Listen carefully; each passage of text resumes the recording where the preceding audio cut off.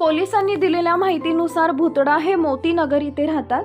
Market yard परिसरात त्यांचे इडली गृह देखील आहे. मुलीसाठी इडली आणतो तसेच मुलीला शाळेत सोडतो असे सांगितले. दरम्यान अभय हा घराबाहेर पडला. त्याने मुलीसाठी इडली आणली. मात्र त्याच्या मनात काय चाललंय याचा कुणालाही थांगपत्ता नव्हता. घरी येत त्याने मुलीचा गळा बेडशीटने आवळून तिला ठार केले. यानंतर स्वतः गळफास घेऊन आत्महत्या केली.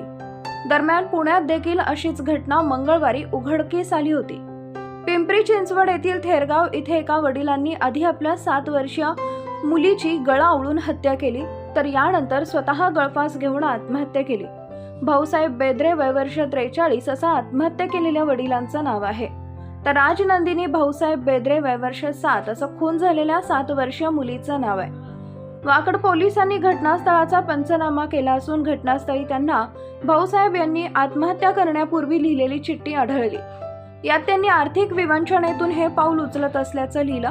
दरम्यान या घटनेमुळे खळबळ उडाली आहे. अभय लखन भुतडा वय वर्ष 35 असे 6 वर्षीय मुलीचा खून करून आत्महत्या करणाऱ्या बापाचं नाव आहे. त्यानं नेमक्या कोणत्या कारणातून आत्महत्या केली याबाबत माहिती समजू शकली नाही.